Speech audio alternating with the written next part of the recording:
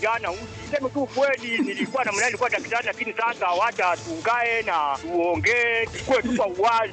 Hoja wazi wazi ndani ya kituo chako cha Injili Samaritan FM.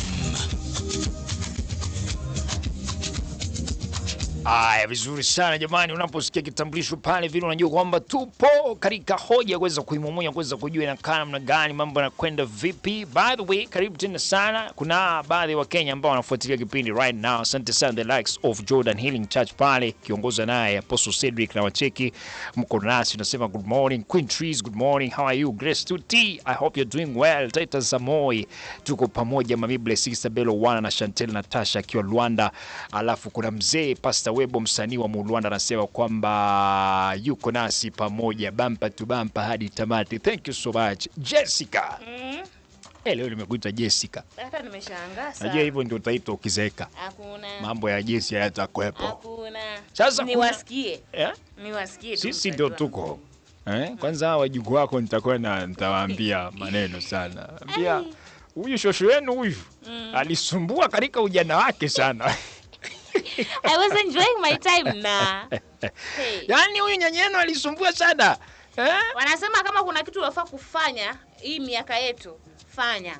Usije ukazeeka ama ukafikisha miaka ya shosh na kuna vitu hujafanya uanze kufanya hiyo time.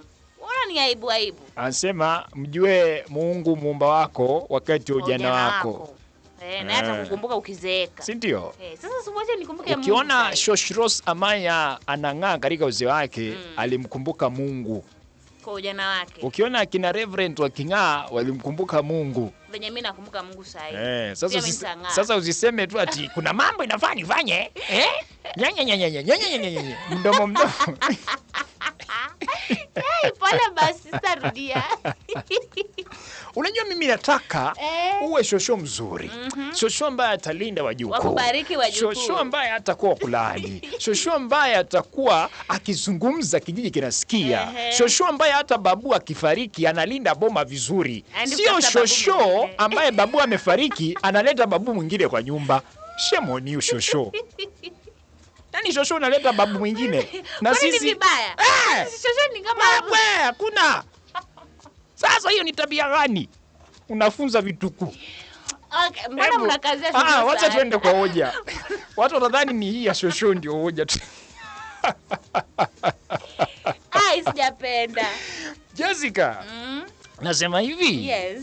Kwamba unajua mara nyingi sana ikifika nyinyi upande wa wasichana. Watu wa kwenu wanawapendelea sana.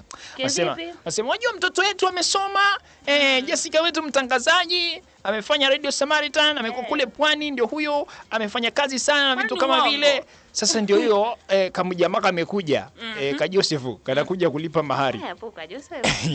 Jina najua upendi lakini kubali tu. Ama Stephen. Mimi tu Joseph. Sasa ka Joseph kamekuja na wazee wa kwao wanakuja kulipa mahari. Sasa wazazi wa kwenu na wazee wa Makoti ambao umeteua wasimame na kunegotiate pale, inaitwa kunegonego. Wanasema vile huyu msichana wetu amesoma, vile msichana wetu yuko hivi, elimu nini, unajua tume sana, tumeuza ng'ombe, tumeuza nini. Msichana hard working. Amejitunza mpaka amefika hapo. Sema msichana amejilinda.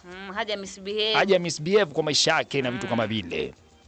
Sasa unajua ni mambo ambayo yalikuwa yanaangaziwa kitambo, na pia wakati mtoto wa kike alipewa nafasi ya kusoma, vikakuwa vigezo ambavyo vinaangaziwa. Wanasema mtoto wetu ni mwalimu, kwa hivyo lazima muongeze mkono kidogo na vitu kama vile. So I am looking in today's society, katika maisha sasa hivi.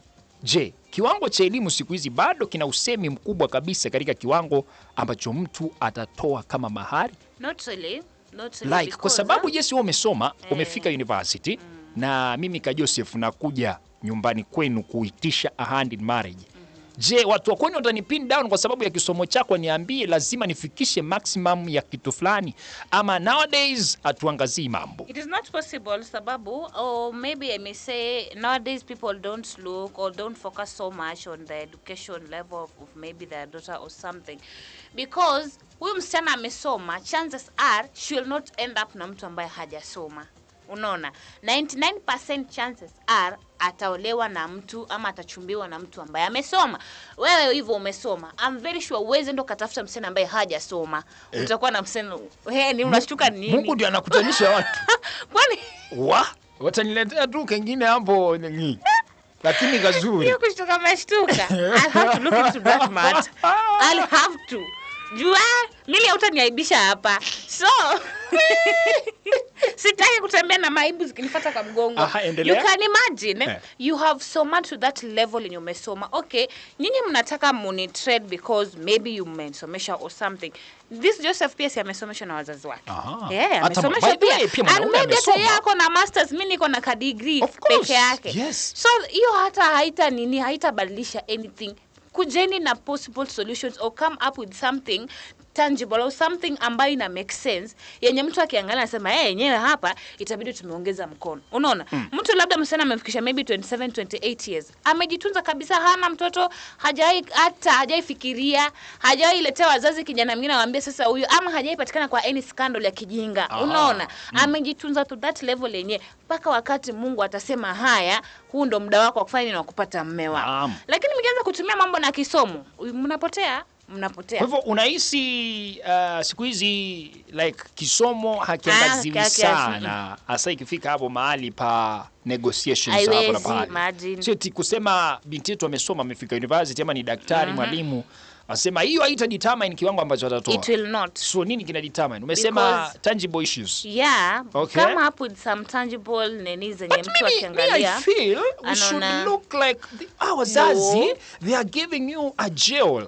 They have spent on you. Wamekusomesha jimaji. But si pia yeye amesomeshwa. Kijana si pia amesomeshwa na wazazi. Kijana si unasema. Yeye pia amejitunza, hajapeana mimba ovyo ovyo huko nje. Lakini si unasema kijana ni kujituma. Ndio amejituma. Ajikaze. Anajikaza ndio. Kitu ataambiwa atoe tu. Hata akiambiwa milioni 5 atoe, lakini msianze kusema just because umemsomesha amemaliza sijui nini haya leta milioni 5. Mwambieni sisi tumekutunzia msichana amekaa hivi, ni msichana ambaye ana adabu, msichana hard working, hata kama ni mvivu atasema tu ni hard working. Yuko hivi na hivi na hivi. Sasa leta hiyo milioni 5.